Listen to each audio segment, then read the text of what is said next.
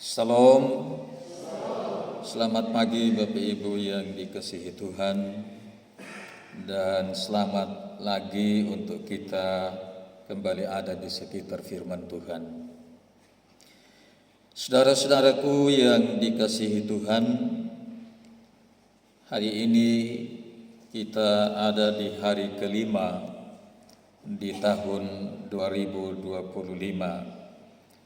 Dan tentu di awal tahun, ketika kita memasuki tahun ini, kita berharap dapat mencapai apa yang ingin kita capai. Ada berbagai cita-cita dan keinginan hati yang kita ingin peroleh di tahun ini.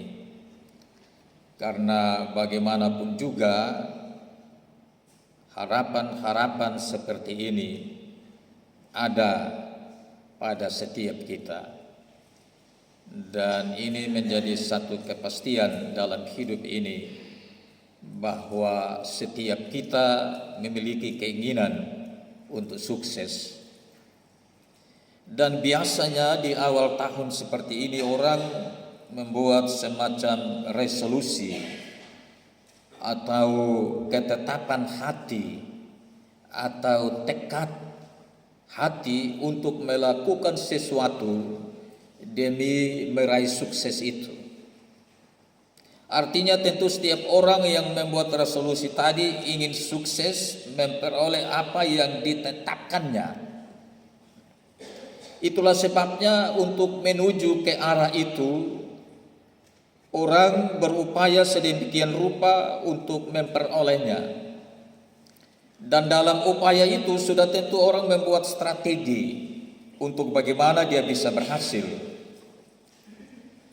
Nah, saudara-saudara, dapat juga dipastikan bahwa di tahun 2025 ini orang ingin berhasil atau orang ingin sukses, itu sebabnya ada strategi yang dibuat. Tapi satu hal yang perlu diperhatikan, bahwa di dalam usaha untuk mencapai keberhasilan tidak tertutup kemungkinan ada tantangan, ada hambatan, ada krisis yang menghadang, bagaikan badai yang menghantam sebuah kapal yang sementara berlayar, yang tentunya bisa saja menggagalkan orang untuk meraih sukses, untuk meraih keberhasilan.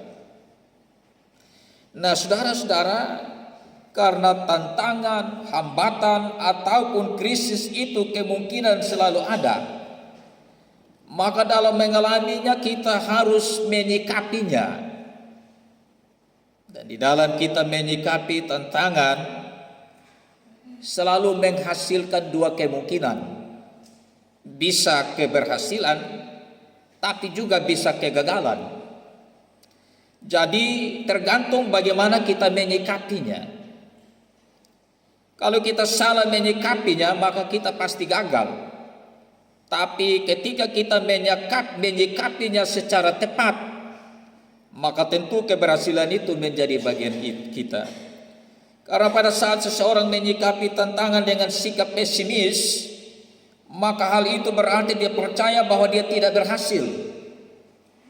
Maka tentu hal itu mengakibatkan ketidakberhasilan. Sebab firman Tuhan sendiri berkata, jadilah seperti yang kamu percayai. Jadi kalau percaya gagal, maka pasti gagal.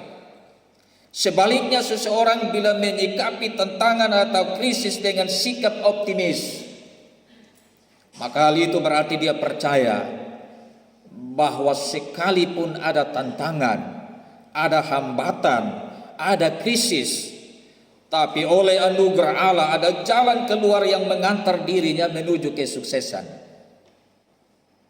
Namun perlu juga saudara-saudara ketahui bahwa optimis bukan asal optimis. Sebab orang yang tidak percaya Tuhan pun optimis. Optimis yang tidak memiliki dasar sebagai penopang untuk menuju sukses bisa meruntuhkan. Saudara-saudara, optimisnya orang percaya adalah optimis yang punya dasar yang kuat. Karena jika kita kembali memperhatikan pembacaan firman Tuhan hari ini, termasuk nas pembuka kita Yeremia 29 ayat 11, maka di sini kita menemukan bahwa jaminan utama bagi keberhasilan orang percaya adalah Tuhan. Oleh karena itu, sikap optimisme yang dimiliki orang percaya adalah didasarkan atas janji berkat Allah, di mana di dalam janji Tuhan itu mengatakan bahwa Dia telah menyiapkan berkat yang melimpah. yakni tidak saja berkat jasmani, tapi juga berkat rohani. Kita baca dalam ayat 8 dan ayat 9 dari pembacaan kita hari ini dikatakan, Tuhan akan memerintahkan berkat ke atasmu di dalam lumbungmu dan di dalam segala usahamu. Ia akan memberkati engkau di negeri yang diberikan kepadamu oleh Tuhan Allahmu. Tuhan akan menetapkan engkau sebagai umatnya yang kudus, seperti yang dijanjikannya dengan sumpah kepadamu, jika engkau berpegang pada perintah Tuhan Allahmu dan hidup menurut jalan yang ditunjukkannya. Dan berkat itu, saudara-saudara, tidak berkesudahan, sebab yang menjadi sumber berkat itu adalah Tuhan sendiri. Jadi saudara-saudara, orang boleh saja optimis, tapi optimis yang tidak didasarkan kepada janji Allah tidak ada jaminan. Nah saudara-saudara, dari apa yang saya sampaikan ini, maka kita dapat melihat satu hal yang pasti, bahwa Tuhan menetapkan rancangan berkat dengan damai sejahtera yang penuh bagi umatnya. Karena itu, supaya terrealisasinya berkat ini bagi saudara dan saya, maka kita harus bersikap dengan bercermin pada sikap Bartimeus terhadap Tuhan Yesus di dalam pembacaan kedua Markus 10 tadi.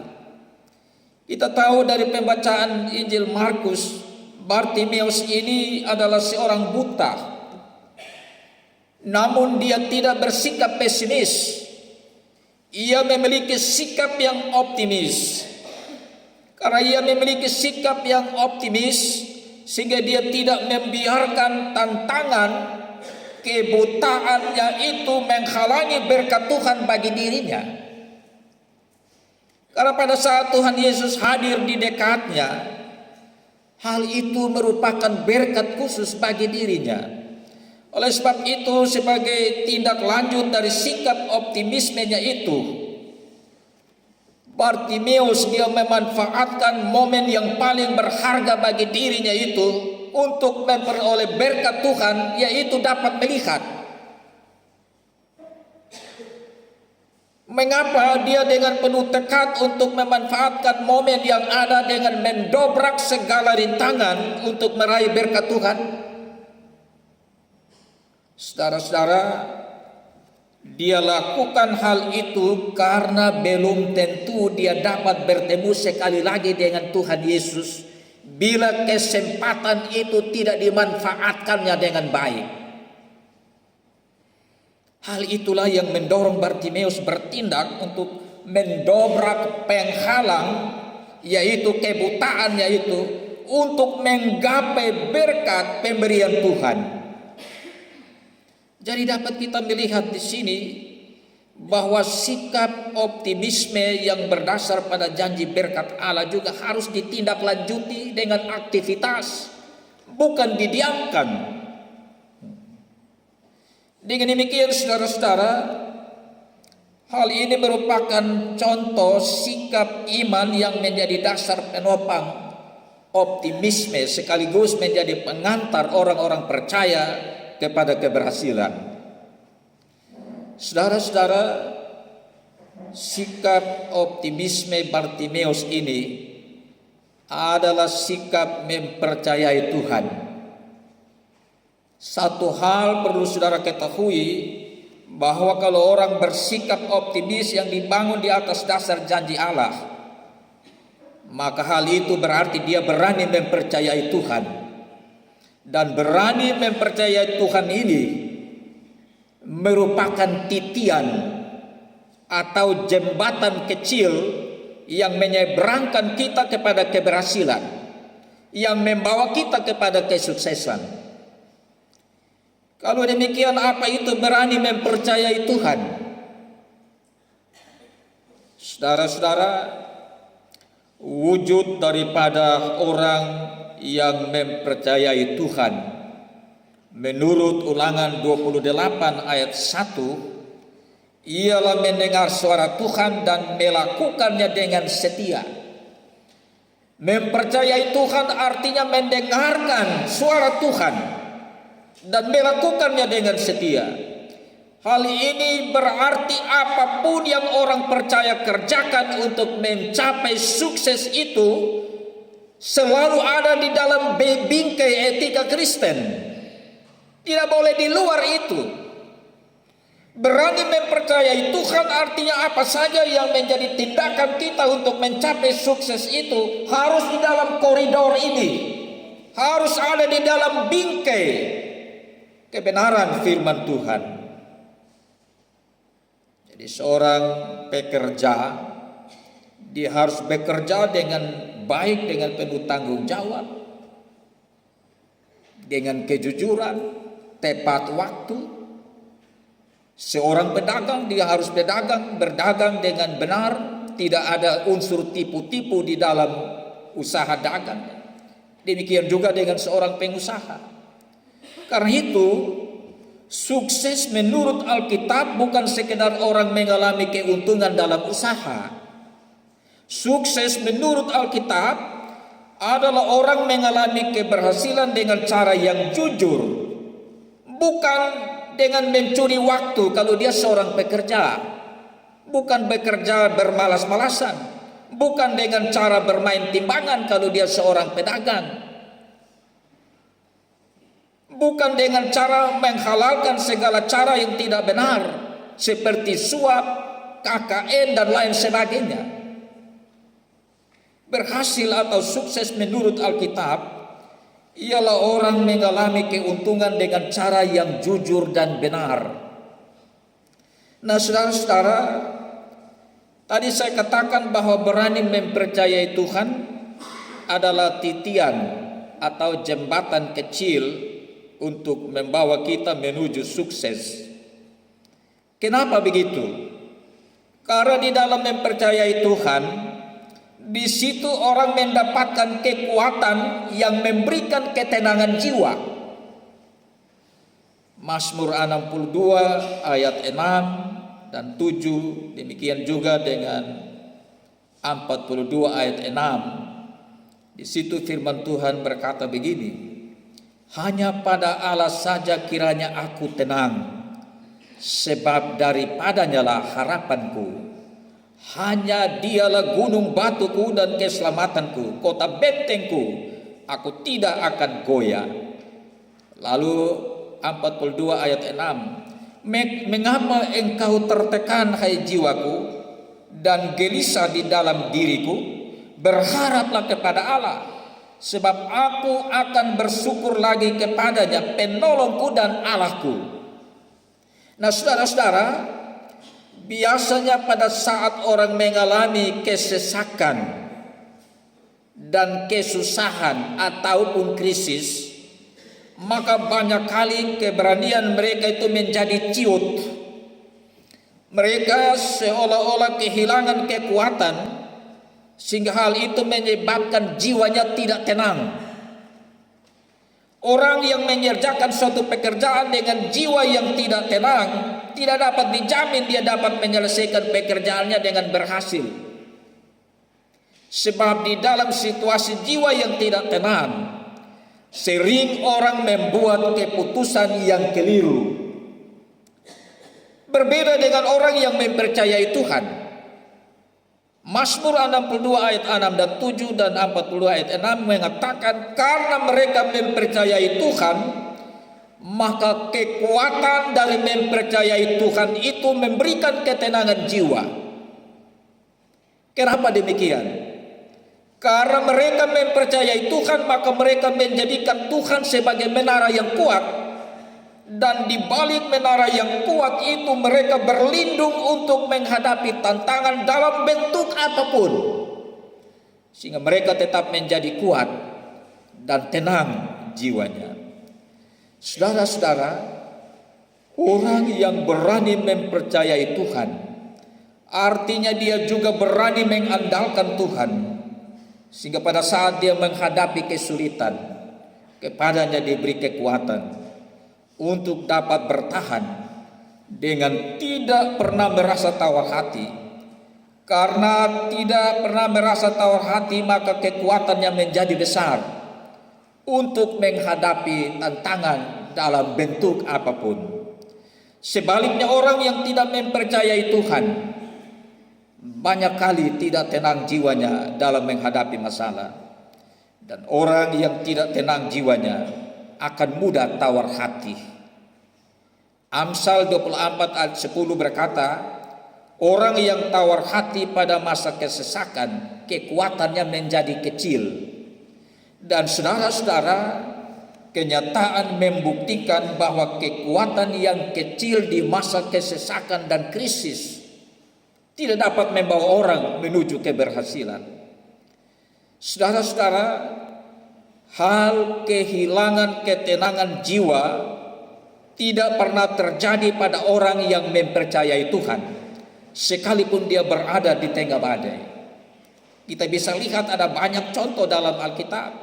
Daniel misalnya, dia sedang menghadapi krisis dan tantangan yang berat, tapi dia tetap tenang, sebab dia berlindung di bawah kekuatan Tuhan. Dan oleh karena itu dia tetap tenang menghadapi ancaman hukuman, di mana dia dibuang ke dalam gua singa, di mana singa-singa itu sudah dibiarkan lapar untuk menerkamnya. Tapi dia tidak pernah hilang ketenangan jiwanya. Dia tetap tenang dan mempercayai Tuhan bahwa Tuhan akan bertindak bagi dirinya. Itu sebabnya saudara-saudara, mempercayai Tuhan adalah sesuatu yang menolong setiap orang di dalam menjalani hidup, apalagi di dalam menghadapi tantangan. Saudara-saudara, sekali lagi saya tegaskan, ketenangan jiwa adalah hal yang sangat penting dalam usaha menuju keberhasilan. Sebab pada saat orang tenang jiwanya, dia dapat membuat keputusan dengan tidak tergesa-gesa, sehingga keputusan yang dibuat dengan tidak tergesa-gesa itu menghasilkan suatu hasil yang baik yang mengantarnya kepada keberhasilan. Karena itu ketenangan jiwa dapat dikatakan sebagai alat penunjang bagi suatu keberhasilan. Dan sekali lagi saya katakan, ketenangan jiwa hanya dapat terjadi pada saat orang berani mempercayai Tuhan. Entah saudara mau percaya atau tidak, saya mau katakan bahwa pada saat orang tidak percaya secara sungguh-sungguh kepada Tuhan, ketika dia berada di dalam masalah, berada di dalam krisis, dia tidak dapat tidur dengan nyenyak, sehingga perlu dibantu dengan obat tidur. Hal ini menunjukkan bahwa dia kehilangan ketenangan jiwa. Sedangkan orang yang mempercayai Tuhan, sekalipun berada di dalam masalah sebesar apapun juga, dia tetap tenang jiwanya, karena baginya ada Tuhan. Kenapa takut? Hal berikut, selain berani mempercayai Tuhan ada kekuatan untuk memberikan ketenangan jiwa, maka kekuatan mempercayai Tuhan itu akan mengalahkan ketegangan pikiran atau kegelisahan. Amsal 14 ayat 26, juga Mazmur 42 ayat 6, versi Kabar Baik. Dia berkata, di situ firman Tuhan berkata, orang yang takwa kepada Tuhan menjadi tentram.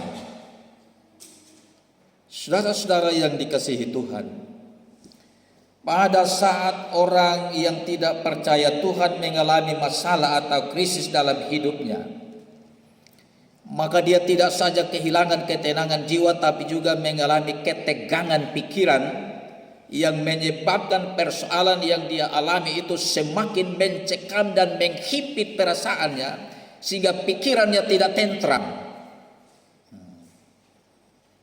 Nah, saudara-saudara, dalam keadaan pikiran yang tidak tentram, tidak mungkin seseorang mampu membuat strategi untuk dapat menghadapi dan melawan tantangan krisis. Karena itu orang perlu memiliki pikiran yang tenang supaya dia tidak gelisah. Untuk mengalahkan ketegangan pikiran ini, satu-satunya jalan ialah mempercayai Tuhan.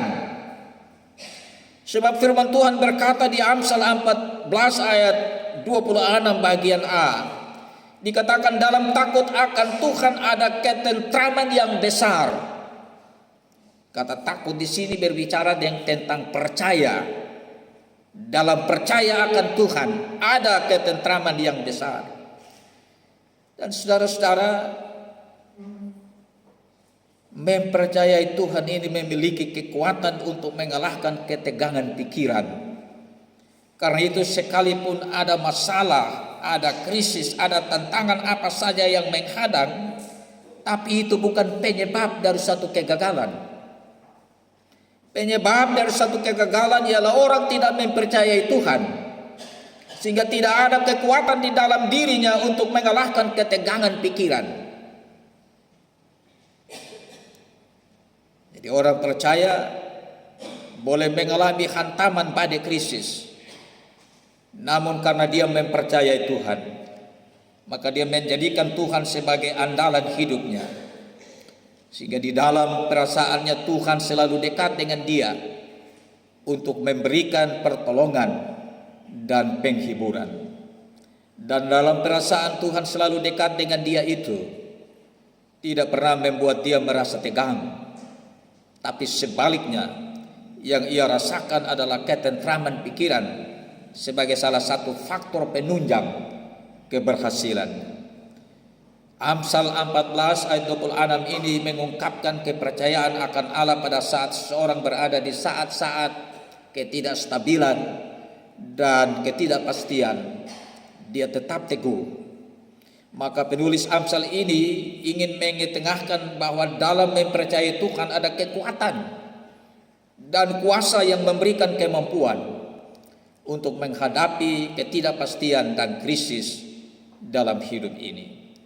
Itu berarti kekuatan itu hanya ada di dalam Tuhan. Jadi tempat perlindungan dalam Mazmur 46 ayat 2 menggambarkan perlindungan dari bahaya ketidakstabilan dan ketidakpastian. Karena itu hal ini menunjukkan bahwa Allah adalah keamanan sejati bagi orang percaya di tengah badai kehidupan. Kalau kita berani mempercayai Dia, kekuatan Allah itu jugalah yang bekerja dengan kuat kuasanya di dalam kita. Dan hal itu memungkinkan kita dapat mengatasi rintangan-rintangan dalam hidup ini.